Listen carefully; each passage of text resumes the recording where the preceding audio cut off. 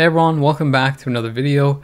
I finally got around to finishing some of the testing for this particular patch, which I have to say is pretty positive. There's a lot of really good changes, including the removal of Squad Battle and incorporating it into Alliance Battle Legend, or with Alliance Battle Extreme, and improving the rewards there. There was obviously a lot of other good things as well, like quality of life fixes, some even not mentioned changes like the improvement or fix to Hulk's T4 skill, which actually works now and has made the character really amazing in pretty much all content, but especially in PvE. And finally, we also got some new characters to actually use some of the materials that we've been building up for so long. However, there is one kind of glaring issue that I found during testing everything, and that is that basically, to sum it up, Gorr isn't really worth his cost. It's basically the exact same situation that happened when Thena came out.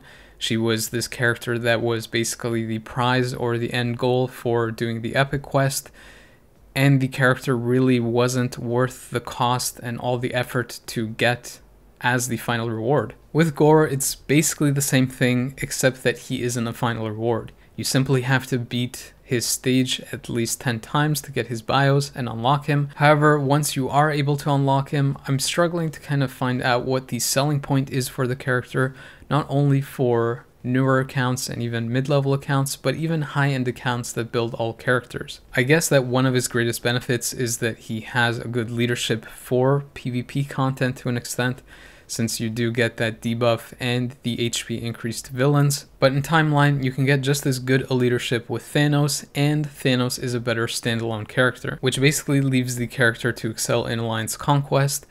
But even there are better characters than him because they have iframe ignore, which he doesn't have in his kit. Similarly in PvE, he was barely better than some other native tier 3s like Null, which you'll see in a moment, but failed to stack up to some of the other good PvE characters that we've gotten that have been drastically cheaper to build up. So without dragging on the intro too long, I'll show you the results that I got for testing, and you can decide for yourself whether the character is worth building up, which I don't believe he is, and whether you need to kind of speak up or say anything to possibly get the devs to buff him up in both PvE and PvP. As you can see from the screenshot, I spared no expense to max out the character, and in doing so, I was able to get rank 1. This means that I have a reforged CTP, a mighty regen in this case. I also have the maxed out ISO 8 set, as well as the max type 6 enhancement. The only thing that I'm missing is his own actual artifact, so I'm just using a replacement 6-star one, but I don't believe that that makes a significant difference in his PvE and PvP performance. You can see that with this build, I was able to attain close to 55,000 physical damage, and over 120,000, close to 130,000 HP. One of the reasons why I built Gorr to rank 1 is to highlight for everyone how the character performs on the highest end, but also to highlight the fact that if I'm having issues making the character work in either of the modes, then a person who doesn't have this build will have even more problems making the character work, which again reinforces the fact of why would you invest in a character that's this expensive if he has this many issues. Naturally, one of the first tests that I did was to take him into stage 9 of Null to see how quickly he could clear it, and with no damage proc, since I am using a regen, I was able to finish the fight with close to 2 minutes remaining. Although this isn't bad, it's also not really what you would want to expect from a native tier 3. Especially considering that there are characters that are a lot cheaper that can perform considerably faster in this mode on stage 9.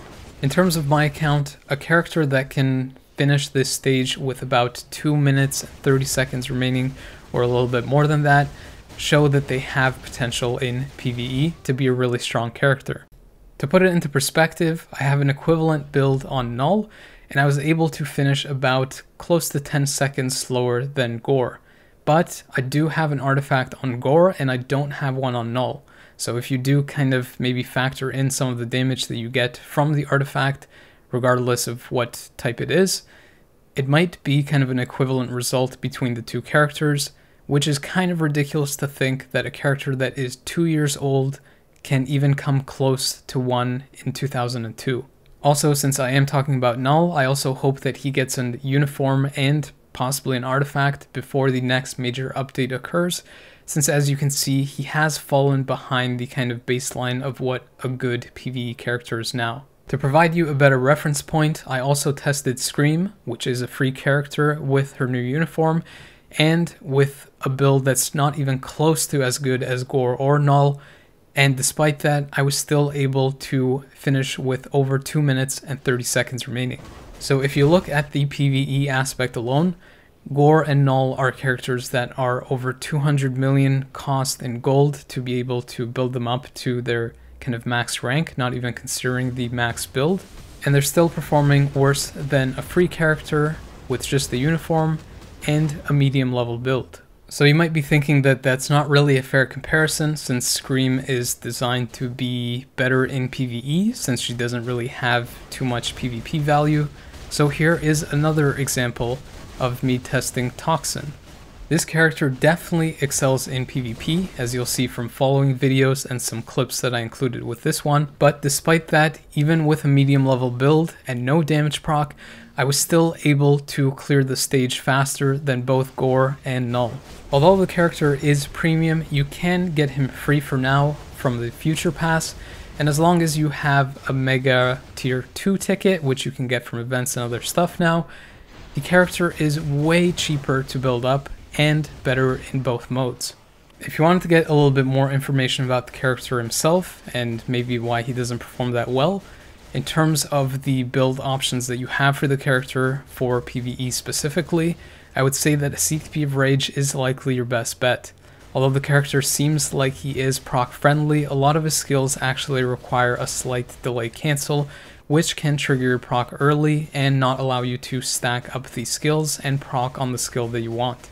One of the downsides of going with Rage is that he doesn't really have guaranteed crit, so procking might be a little bit weird, but at the same time his skills, like I mentioned, do have slight delay cancels in them, so you can't really max out the damage going with a single skill damage proc. In terms of the rotation, the one that I would suggest is to open with the 4th skill and delay cancel after he drops the sword into the ground. This will start off your accumulation, and then you go into the 3rd skill to stack up the damage. You delay cancel that after another AoE effect appears. You can also weave in the 2nd skill after waiting for about a half second for him to go into the iframe and add more layers of damage, and then you finish off with the 5th skill. So to reiterate, you would basically do a 4, delay cancel 3, slight delay cancel 2, slight delay cancel 5. When you have access to the ultimate, you do the same rotation, but at the end you simply use the 6th skill, and you generally want to stay in that skill even though you can cancel out of it, because it provides you with 100% increased damage for that particular skill when it's active. You can see from this clip that even with a great leadership and support and even an insight on the team, I wasn't able to complete the first phase in under 2 minutes, or by that 8-minute mark, which means that Gore, with all his cost, can't complete Dormammu with no damage proc, whereas other cheaper characters, again, can do that. I also took the character into Alliance Battle Extreme, since he does have Paralysis, Silence, and Burn in his kit, meaning you can use him for all the different seasons, and his performance there wasn't really that great either. Again, with a great damage leadership and support, I should have been able to easily score past the 8 million mark even with no damage proc. However, I was struggling to even score 8 million with him. At this point, you might be thinking that although the character doesn't seem to be that great for PvE, his kit does seem to be more oriented towards PvP, since he does have a revive and other elements like healing that are geared towards excelling in that mode. And although that is true to an extent, it almost seems like the devs held back in making the character really viable in the current meta or the current kind of sphere that PvP is in at the moment. You can definitely see from these clips that I was able to get some value out of the character in PvP, since he does have a good list of elements in his kit. The obvious ones are that he does have a revive, as well as passive healing when he's under 99% health. On top of that, he has 40% damage mitigation, as well as 80% chance to penetrate all sources on his first skill. He also has a lot of lingering AoE damage effects, as well as super guard break or super guard break penetration on his 4th and 3rd skill, which means that even if the opponent does have guard break immunity, it will head rock them if they get hit by those skills. Additionally, the character appears to have pretty good skill priority, meaning that they are able to cast off their skills before the opponent, since oftentimes the 4th skill will activate first, and many of the other skills will immediately go into cooldown even when the opponent has slight gaps in their iframes. And the most obvious benefit of all is that he has a debuff leadership that applies to all villains and also provides them with 30% additional health. So after watching that first clip, you might be wondering, why is there a problem with Gorr? He can beat meta characters. Problem is that Gorr is vastly more expensive than some of the characters that he's facing up against, and besides that, he's wildly more inconsistent than them. He is capable of beating those characters with a higher end build like my own. However, for many other people who aren't able to attain such a high level build, they won't have nearly the same kind of experience or result, which will make the character even less appealing or valuable for them. And at the same time, one of the biggest glaring issues with the character is that he doesn't have an iframe ignore skill, which is a modern staple for any character to be able to do really well in PvP, let alone be a meta character for that kind of content. In terms of what build to use for PvP, the one that I went with was a CTP of regen because he has very high base health and because he has that continuous passive healing. I noticed from testing Gorr that his AI seems to prefer doing 4 then 3 then 5 and sometimes using 2 or 1 if any of those skills get cancelled, but more often than not he tends to stay in his 4th skill a lot, which is a decently long iframe, meaning that the character has a lot of gaps in not being hit, allowing him to heal a decent amount from that regen and the higher recovery rate, improving the healing even more. You could alternatively also use a Steel Mighty Authority, however the most mitigation that you're going to be able to get from his passive and that steel effect is 70%, meaning that you're still going to take a good amount of damage even with that proc up. However, one of the added effects of that CTP is that you can also bump up your damage a little bit, which is good because his burst damage isn't really that great, but his lingering long-term damage is pretty decent. Although a defensive build seemed to work best for me, for most players who might not have as much offensive stats on their cards and things like that, an offensive build might end up being better since they might not be able to survive long enough to get the most out of Gorr's layering damage. In this sense, a CTP of Greed could be his most reliable option because a CTP of Destruction, although good, since you do get the penetration, because he has many kind of lingering skills, I don't think that you're going to get a proc on just one skill, and you're mostly just going to get the benefit of the penetration from that CTP. After mentioning these build options though, you kind of see the other problem with the character is that he is kind of divided in terms of his survival and his damage. If you build him defensively, he'll have pretty decent survival, though his damage will take a pretty good plunge, especially his burst damage, which is very noticeable in things like Timeline, where characters that have that steel effect from the Mighty Authority or the penetration from the regen will activate it multiple times, disrupting your damage. On the flip side, using an offensive build will really help with the burst damage, which is really important in things like Timeline. However, his survival will take a pretty noticeable dip, and you might end up being one-shot by skills that normally wouldn't have been able to do that if you had a defensive-based build. A lot of times it's basically a coin flip on how well Gorr does in PvP. Sometimes he can take out a full team, other times he'll die on the first character. Because he doesn't have that iframe ignore, he doesn't have the consistency across multiple fights, which is really something you don't want to have for a character this expensive. If you were paying closer attention, that last clip was actually me playing the character manually, and I honestly couldn't figure out what skills to prioritize. I tried multiple different things, but the best that I could come up with was to basically spam the 4th skill and everything else you had available to try and burst down the opponent as quick as possible before they really started to get going and go into their iframes and one-shot skills. Besides the lack of iframe ignore, it also really doesn't help that the devs limited the penetration on the 1st skill to just 2 seconds, because oftentimes you'll only get the effect available for that 1st skill alone and not applicable to the rest of his kit, meaning for the most part, the character doesn't really have penetration. If I didn't make a clear enough point as to why the character really should be buffed and how he is underperforming for his cost, here is a test I did with Toxin. He has a CTP of Authority with the Steal effect, and you basically have to keep in mind that the character is technically free for this month, especially if you have a Mega Tier 2 ticket.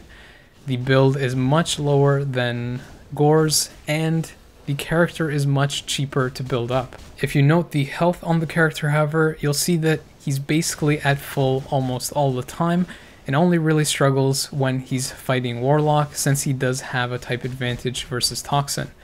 Despite this, the character is more consistent throughout and easily is able to win this fight. To further highlight this comparison and point of how the character is not worth his cost in terms of the value that he provides, I also tested him in Alliance Conquest using just 2 supports and his own leadership to highlight basically his own performance rather than having the other characters kind of muddy his performance. And you can see that versus this particular team, he wasn't able to take out any of them, although he did get relatively close into doing that for all 3. In comparison, here is an almost identical team, this time having Spider-Man instead of Blue Marvel, meaning that the team is tougher to take down because there are 2 characters that have iframe ignore. Yet you can see from this clip that Toxin is way more consistent in taking out 3 meta characters than Gore even comes close to, again highlighting the fact of cost versus value. If you watch the clip closely, you'd notice that Toxin didn't even drop under half health throughout the entirety of this fight. I was really looking forward to this character and having fun using him in multiple different modes, as well as kind of talking about the benefits of the character in PvP, Alliance Conquest, and things like that. So just kind of mentioning the teams you can use him with, what to counter him with, and things like that. But after testing him, I just don't really see the point of building the character. He is basically a glorified leadership for Alliance Conquest, and even for that, I don't really think he's worth the cost. You're probably just going to build him up to level 60 just to get the benefit of the lead, but other than that, the character won't really provide any other value. This is why at this moment I wouldn't advise people to build this character or spend much resources in him. And I would kind of urge people to kind of go on social media or different things like that and kind of push the devs to buff up this character. You might not think it's not really that big a deal and it's just one character, doesn't really matter. But the fact of the matter is that this is one of their high-end characters. It's supposed to be a character that's kind of looked at and kind of looked forward to when another big native tier 3 comes out. So if this is kind of the baseline that they're setting now, what reason is there for people to be excited for the next World Boss Legend and the next native tier 3? Hopefully the video didn't come off too much as a rant. I did try to show how the character can be built and used in various PvE and PvP modes. However, I did have to emphasize the fact that he doesn't really meet most players, I would say, cost to value balance. Anyways, following this video, I'm going to be looking at Toxin, Scream, and Agent Venom, possibly in the same video if it doesn't get too long, so that might be next. And then following that, I'll take a look at T4 Venom, if I'm able to actually T4 him. If you enjoyed this content and found it informative or useful, please consider liking, sharing it with others, and subscribing, since it not only helps them, but me as well. And as always, I appreciate you taking the time to watch these, so thank you, but the video is now over.